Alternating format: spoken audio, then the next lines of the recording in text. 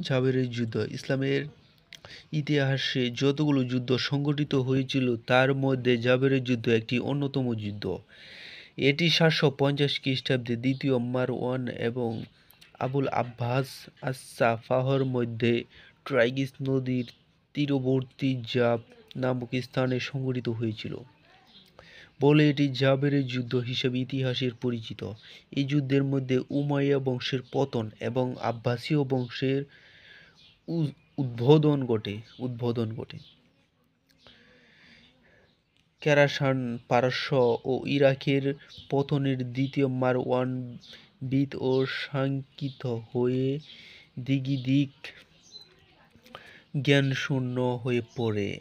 আবু আজুনের হাতে মারওয়ানের পুত্র আবদুল্লাহর পরাজয় তার বুকে শেলের মতো বিঁধল।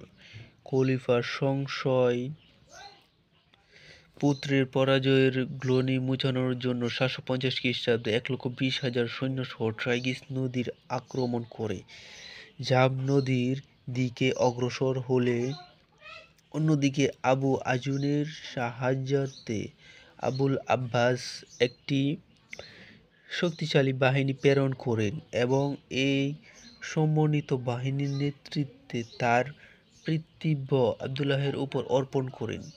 মারওয়ান জাব নদীর পশ্চিম তীরে এবং আবদুল্লাহর পূর্ব তীরে শিবির স্থাপন করলে 750 খ্রিস্টাব্দে 25 জানুয়ারি উভয়ের মধ্যে যুদ্ধ আরম্ভ হলে বহুদিন রক্তক্ষয়ী যুদ্ধ চলতে থাকে। জয় পরাজয় প্রায় অনিশ্চিত থাকে। উমাইয়াগণ প্রথম দিকে বীরত্ব প্রদর্শন করে কিছু সুবিধা করলে পারলেও আব্বাসীয়দের প্রচণ্ড আক্রমণের ছত্রভঙ্গ হয়ে যায়। অবশেষে এই যুদ্ধে দ্বিতীয় মারওয়ান স্বেচ্ছানীয়ভাবে পরাজয় বরণ করেন। ফলে উমাইয়া বংশের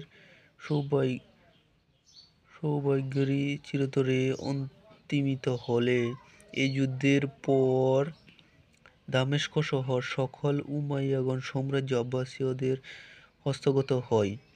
মারওয়ান প্রথমে মসুল, তারপর হাররান এবং তথা হাতে দামেস্ক পলায়ন করেন, যেখানে নিরাপদ মনে না করে তিনি মিশরে পলায়ন করেন। অবশেষে আব্বাসীয়দের হাতে তিনি বন্দী হন এবং নিহত হন। আব্বাসীয় আন্দোলনের অন্যতম নেতা সালেহের নিকট চিহ্ন ও মস্তকটি প্রেরিত হলে তিনি তার জিহ্বা কেটে বিড়ালকে ভগ্নস্তূপে প্রদান করেন। অতঃপর কুফার আবুল আব্বাসের নিকট এই মস্তিষ্কটি প্রেরণ হলে তিনি সন্দেহে আস-সাফহ রক্তপিপাসু উপাধিটি করা হয়। আল-মনসুরের চরিত্র কৃতিত্ব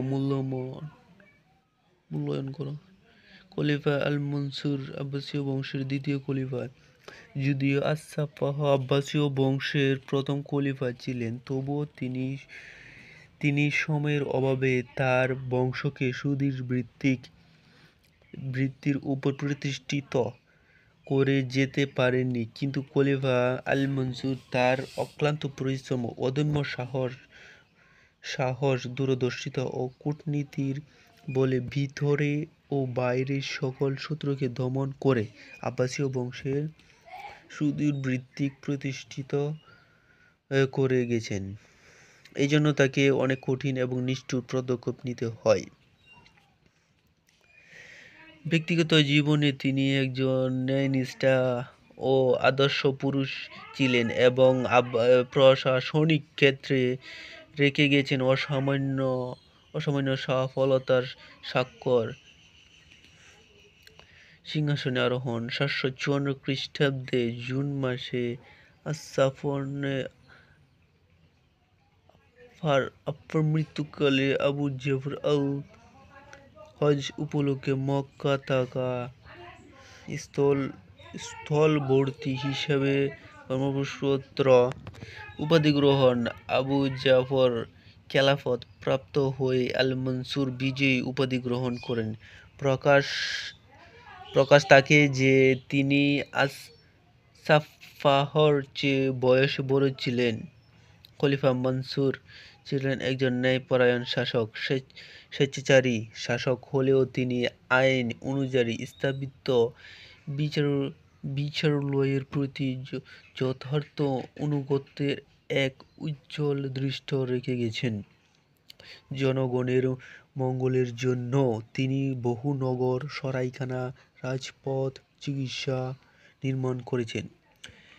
ব্যবসা বাণিজ্য ও কৃষকদের উন্নতির জন্য তিনি বহুল ব্যবস্থা গ্রহণ করেছিলেন। তিনি অনেক কৃপ ও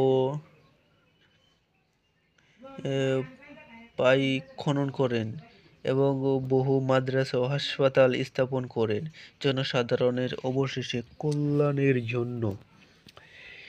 তিনি তার শহরের মধ্যে অনেক মাদ্রাসা, শিক্ষা প্রতিষ্ঠান বা মানুষেরা কীভাবে ভালোভাবে থাকবে তার সম্পর্কে তার রাজ্যের মধ্যে ভালো প্রতিষ্ঠিত করে তিনি গিয়েছিলেন। সেই জন্য ইতিহাস তাকে আজও মনে রাখে।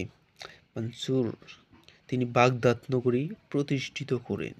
খলিফা মনসুর তিনি বাগদাদ নগরী প্রতিষ্ঠিত করেন। জনগণের মঙ্গলের জন্য তিনি বহু নগর, সরাইখানা ও রাজপথ, চিকিৎসালয় নির্মাণ করেন। ব্যবসা